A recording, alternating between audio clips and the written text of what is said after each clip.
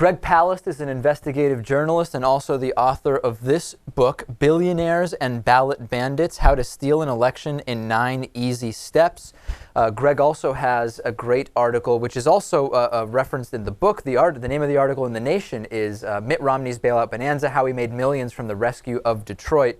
Greg, we've heard from Mitt Romney for so long now that he actually didn't want Detroit to go bankrupt. At the same time, he wrote an op-ed years ago titled "Let Detroit Go Bankrupt." That incredible inconsistency aside, it turns out he made a lot of money from what actually happened with the auto bailout. Talk about that. Yeah, and by the way, the Romney campaign confirmed to us that he did make the money. They won't say how much, but since our range was 100 up to 115 million, that I said that's the likely number. Personally, let's repeat that. Mitt Romney personally earned about $115 million from the auto bailout. And the key thing is not so much the hypocrisy. Hell, if you don't know, if you haven't been watching American politics, hypocrisy is one of the key elements of American society. So I'm not worried about hypocrisy. I'm worried about what happened with the bailout. In Romney's case, he bought up with his partners, principally Paul the Vulture Singer is his limited partner, and is also his major donor, the key donor, one of his key economic advisors, and actually is a big part of his foreign policy operation, because Dan Senor, Mitt Romney's foreign policy chief, actually works for Paul the Vulture Singer. Now, when I say the Vulture is a name that's given to this guy by his happy bankers.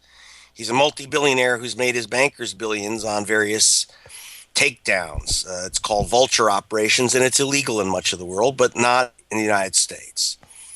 And so what Mitt Romney and his vulture fund partners did was buy up the auto parts division of General Motors. It used to be called Delco. It's now called Delphi.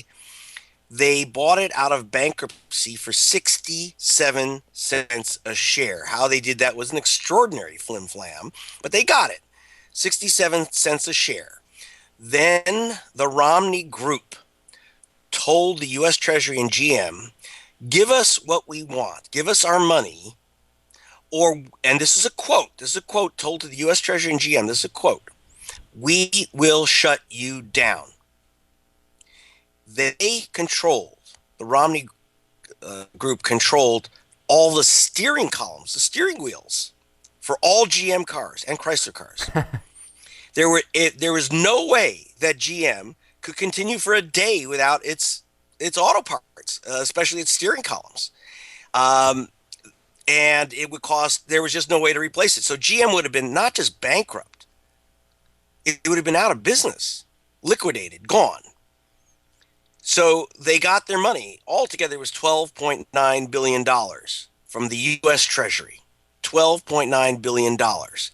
So now the company, bloated with your money and mine, goes from 67 cents a share to $22 a share. And they begin selling it off. That's a 3,200% profit. Then, and here's the ugly part, frankly. As Romney says, we celebrate success. What he means, we celebrate making a lot of money. Okay, fine. God bless America. I appreciate a humble billionaire turning into a humble millionaire turning into a humble billionaire. Congratulations, Mr. Romney. But that's not the point. They closed every single General Motors parts plant that they controlled, but one, and sent every single UAW job to China. Every single unionized auto worker at GM parts operations, Delco, Delphi, every single one, 25,200, lost their jobs. But they did create jobs, because 25,000 production jobs were created in China. Right, so let me sum up at this point. We've got Mitt Romney here, who initially wrote an op-ed saying let Detroit go bankrupt. Now, in retrospect, after President Obama's action in part was greatly responsible for saving General Motors, says he never said let Detroit go bankrupt. But simultaneously, what you've uncovered is that Mitt Romney was responsible not only for not only did he make money from this bailout, which actually took place, but in doing so, he actually did what he did at Bain Capital for so many years, which was reduce the number of jobs in the United States and send those jobs overseas. Yet another issue which President Obama did call him on in the debates, but for some reason is not resonating with the American people. The auto bailout represents exactly what we've been saying about Mitt Romney for the last several years. Well, this is much worse than anything he ever did at Bain Capital. Bain Capital is like Girl Scouts compared to this vulture fund controlled by Singer the Vulture that he partnered up with. And Singer the Vulture's activities, remember, are outlawed. This guy's an international outlaw in most of the world. And in fact, one of the reasons he's backing Mitt Romney, clearly, and providing him the services of Dan Senor, his foreign policy advisor, is that President Obama and Secretary of State Clinton in April went into federal court to tell a judge to put the vulture out of business on his activities, because one of his other big hit besides Delphi is an attack upon the nation of Argentina. He's demanding so much money from Argentina that Argentina will implode. Argentina was once bankrupt, worked out a deal with the U.S. Treasury and with the big banks in New York. And Singer has attacked the U.S. Treasury.